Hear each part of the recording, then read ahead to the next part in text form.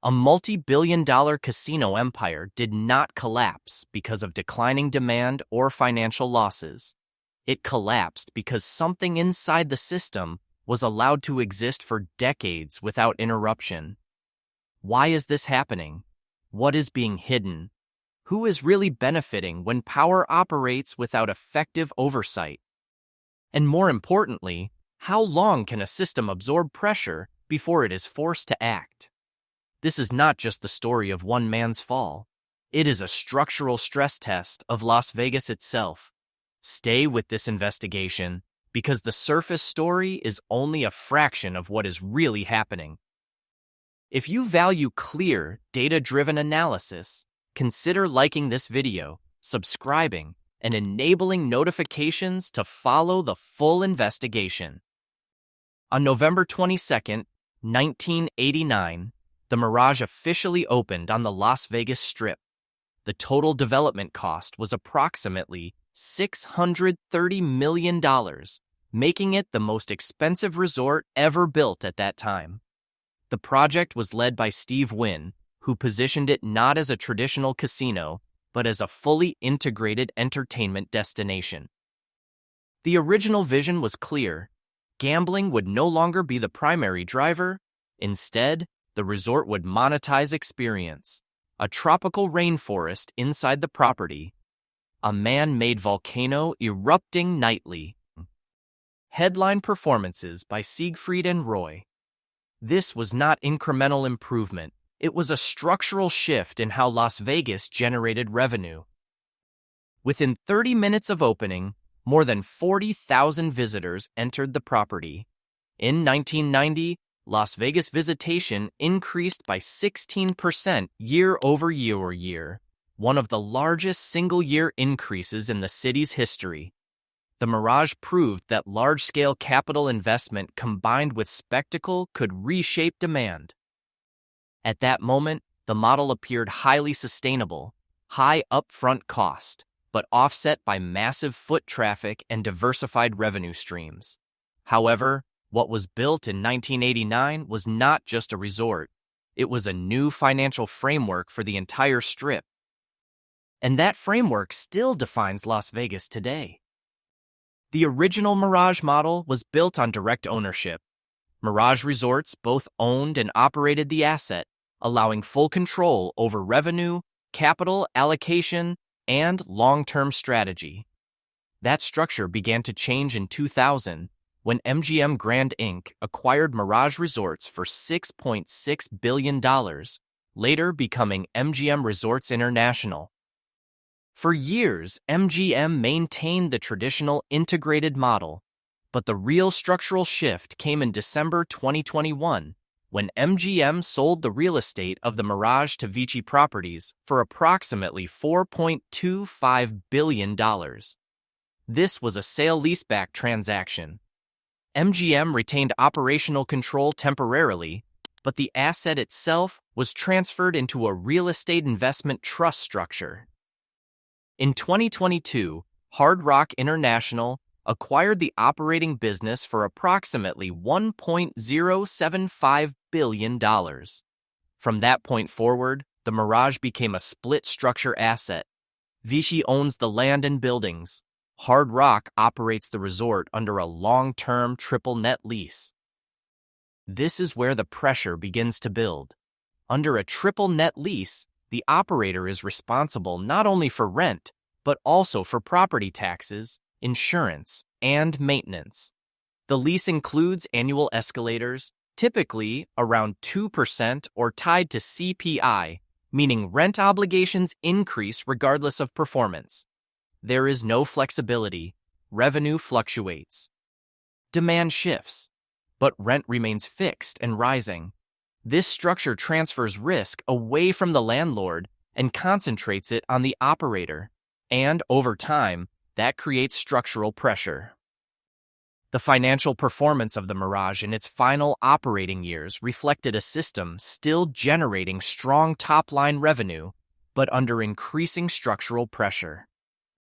In 2022, MGM Resorts International reported that the Mirage generated approximately $2.1 billion in annual revenue, with EBITDA estimated around $400 to $450 million. On the surface, these are strong numbers. Revenue had recovered significantly following the pandemic disruption of 2020. However, the growth rate was uneven. Compared to 2019, revenue was up, but operating margins were tighter. Labor costs increased materially across the Strip. Energy and maintenance expenses also rose. EBITDA did not expand at the same pace as revenue. Visitor data shows a similar pattern. According to Las Vegas Convention and Visitors Authority, total Las Vegas visitation in 2022 reached approximately 38.8 million, still below the pre-pandemic peak of 42.5 million in 2019. Airport traffic at Harry Reid International Airport also recovered, but not uniformly across all segments. High-value international visitors were slower to return. Segment breakdown indicates that non-gaming revenue, including rooms, dining, and entertainment, accounted for a growing share of total revenue. This aligns with the Mirage model, but it also increases dependence on discretionary spending. The system was recovering, but not evenly and not without pressure. This is where the financial model begins to show strain. Once the Mirage transitioned into a sale-leaseback structure, the cost profile changed permanently. Under the lease agreement with Vici Properties, Hard Rock International assumed a long-term triple net lease with fixed rent obligations and annual escalators.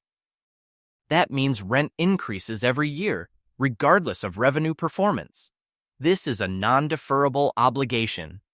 At the same time, debt servicing remains embedded in the broader capital structure. The acquisition cost of $1.075 billion for operations must be justified through consistent cash flow generation. Any decline in EBITDA directly compresses coverage ratios. And then there is capital expenditure. A property like the Mirage, especially one undergoing redevelopment into a Hard Rock branded resort, requires billions in additional investment. Renovation, rebranding, redesign. These are not optional. They are required to remain competitive on the Strip. That creates a layered pressure system. Fixed rent rising, debt obligations constant, CapEx increasing, operating costs expanding. And revenue, while large, is not guaranteed to grow at the same pace. This is the key structural tension. The model demands performance, but the environment is becoming less predictable, and that is not a future risk. It is already happening.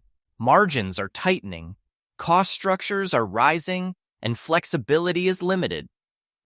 The pressure is not isolated to a single property. It reflects a broader shift across the Las Vegas market. The Strip and the local market are diverging. The Strip remains heavily dependent on tourism, particularly high-spending visitors. Meanwhile, the locals market relies more on repeat customers and regional demand. These two systems are responding differently to the same economic conditions. According to the Las Vegas Convention and Visitors Authority, total visitation has not fully returned to pre-2019 levels in a consistent way. At the same time, average spend per visitor has increased. Fewer people, spending more. That creates a fragile balance.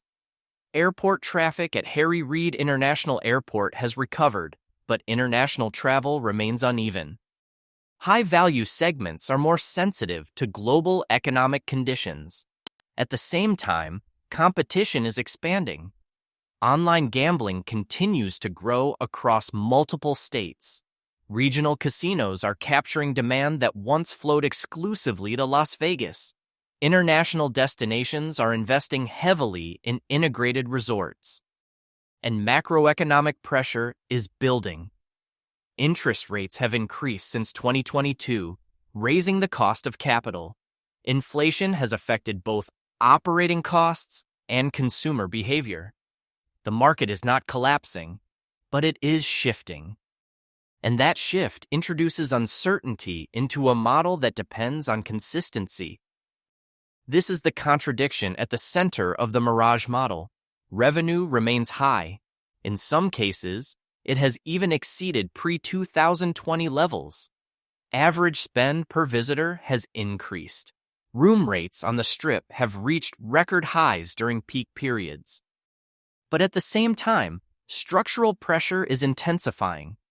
Fewer visitors are carrying more of the revenue burden. Costs are rising faster than revenue in key areas. Fixed obligations, especially rent and capital expenditure, continue to increase regardless of demand. On the surface, the system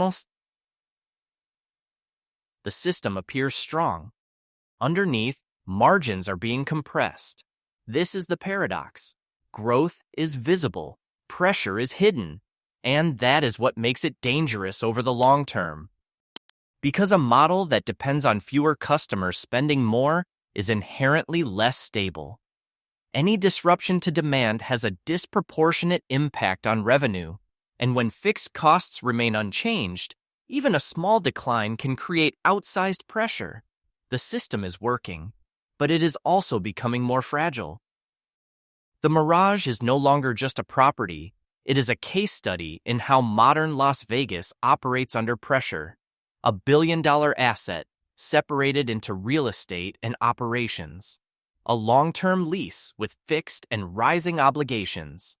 A redevelopment plan that requires additional capital at a time when costs are increasing and demand is less predictable.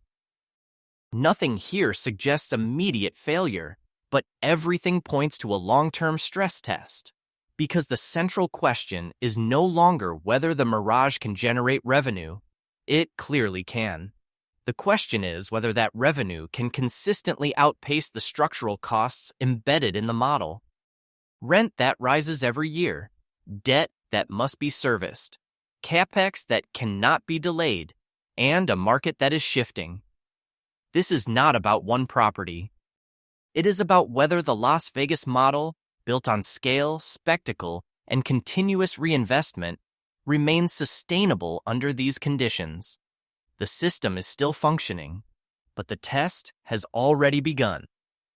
If you found this analysis valuable, consider liking the video, subscribing to the channel, and enabling notifications to follow future investigations. You can also explore our related breakdowns on other Las Vegas properties and structural risks across the Strip.